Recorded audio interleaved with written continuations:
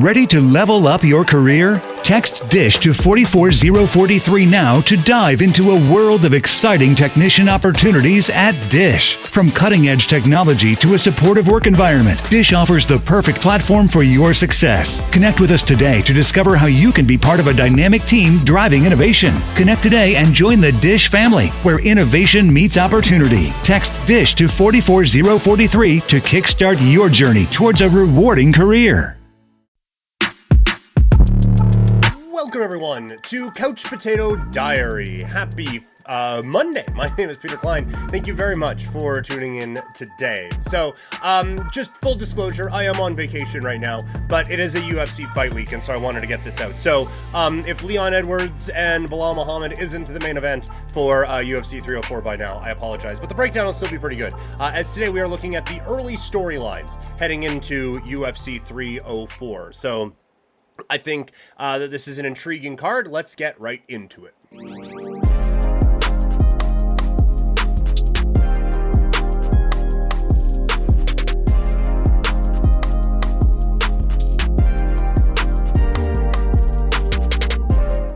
All right.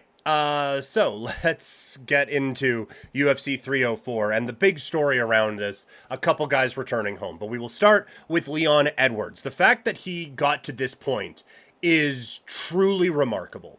You have Edwards returning home. He was dominated for 23 minutes of a title fight against Kamaru Usman, comes out with a gigantic head kick that shocks the world of mixed martial arts. And all of a sudden, it's okay, well, this guy, it was a fluke, it was a whatever, it's really nothing. He lands that head kick, and now a couple years later, he is the returning king to his hometown in front of what should be a pretty packed house coming up on Saturday night out in Manchester. It is an unbelievable story for him, and a great work by him to prove that it wasn't just a fluke, as he goes out and outpoints Kamaru Usman in the second bout, and then outpoints Colby Covington in their fight, and all of a sudden now is in this spot. But really, when you look at it, what a 4-fight run that Leon Edwards has been on. He beats Nate Diaz, beats Kamaru Usman twice, and beats Colby Covington, firmly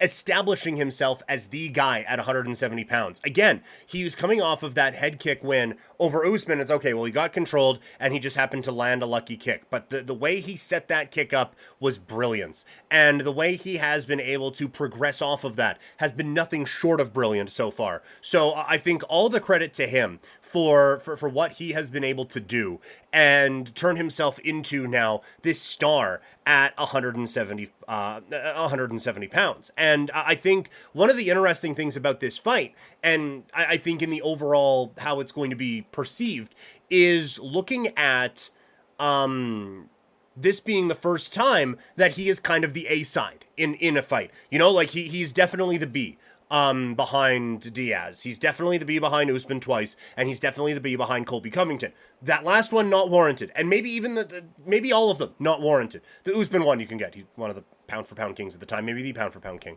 at the time. But now he is the main guy in the main event on this show. You have not the undisputed, but you have an interim heavyweight championship fight coming after.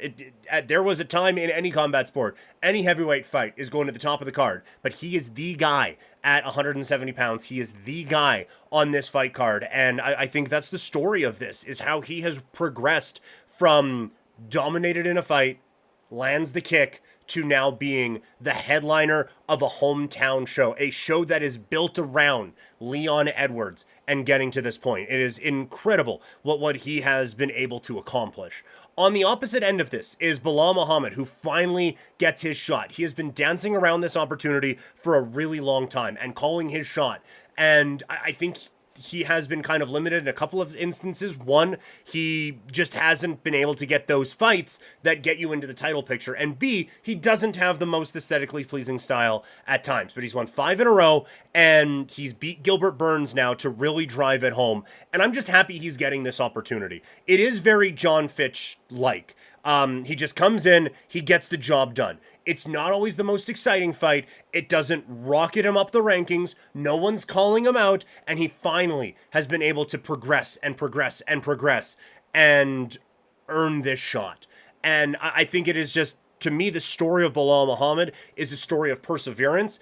He is, without a doubt, one of the most talented fighters in the sport. And I think his talent has greatly outshone his resume, and that has put him in a tough spot where it was tough for him to get these fights. The Gilbert Burns one finally being the one that gets him into this spot, and he has to be sitting there just wondering what could have been, right? Like, these two have fought before. There's an accidental eye poke against Edwards that derails the fight 5 minutes and 18 seconds in. These guys haven't lost since. But that 4-fight run that we talked about with Edwards, that goes to Edwards. Bilal Muhammad gets a lesser path, I will say. And that has set him back now, I think. But he has finally been able to work his way up. I wonder if he is thinking, if he beats Leon in that fight, what could have been? Do I get the Diaz treatment? Do I get Kamaru Usman twice? Do I get Colby Covington? And do I now have a show built around me? So he has to be just looking at that and just like, what did I have to do to get to this point?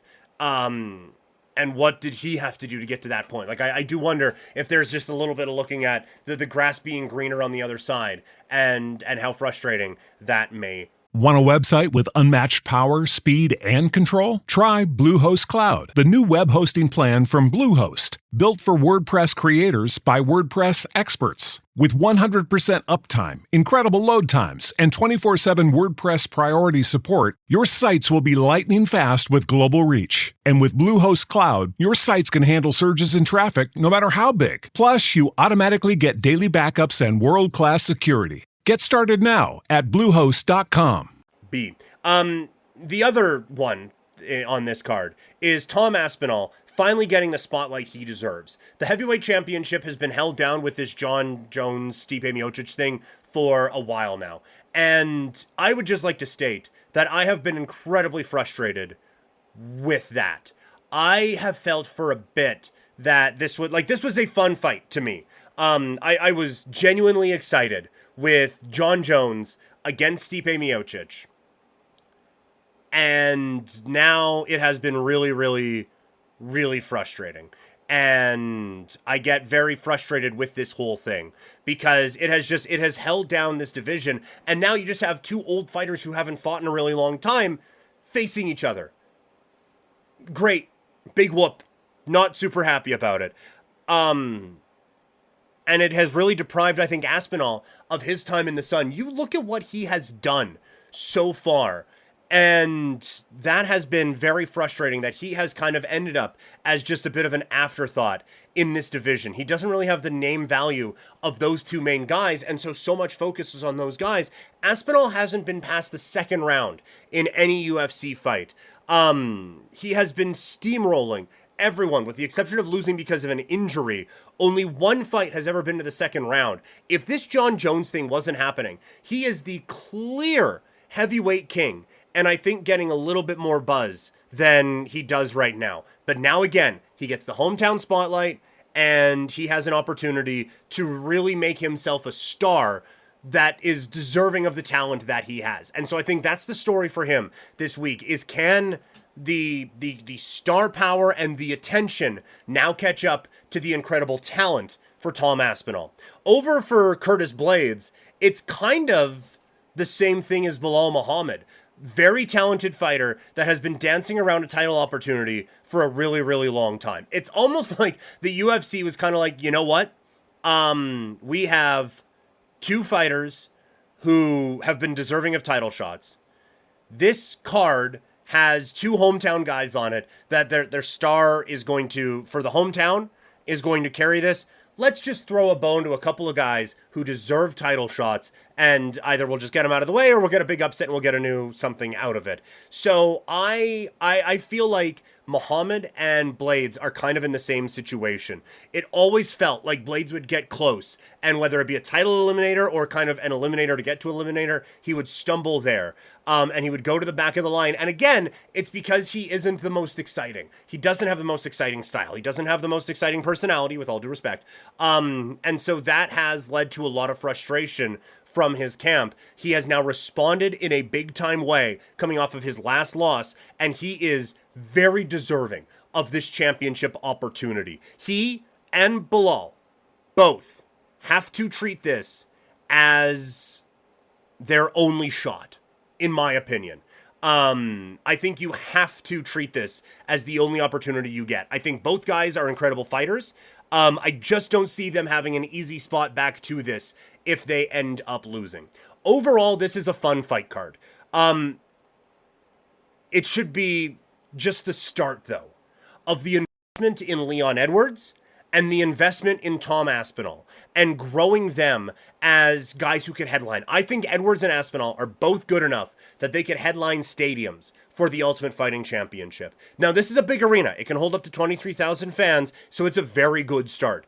But big shows are something I think this company needs to really get after. They have done very few big stadiums, and I think they have a few guys on rosters that they could do that with now and really start to ramp up the Ultimate Fighting Championship, and hopefully the partnership with the WWE gets them there. So that's going to do it for this one today. Again, a bit of a quicker one. I am on vacation. On my end, I've been having some trouble with the video, so I apologize if the video has been choppy for those watching. Please subscribe and like this video. It's also available in podcast form, so subscribe there and leave a review.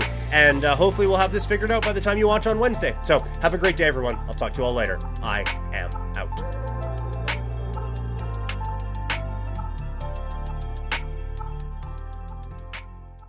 Shop Plato's Closet tax-free August 2nd through 4th for back-to-school styles. We sell the trendy, gently used styles you need to make a difference in the world and in your wallet for back-to-school shopping. Save up to 70% off regular retail prices by choosing recycled styles. Save even more when you shop tax-free this weekend. Make a change that others can respect and repeat. Shop Plato's Closet in North Charleston and West Ashley this year for your back-to-school looks. Plato's Closet, located in West Ashley on Sam Rittenberg Boulevard and North Charleston on Rivers Avenue.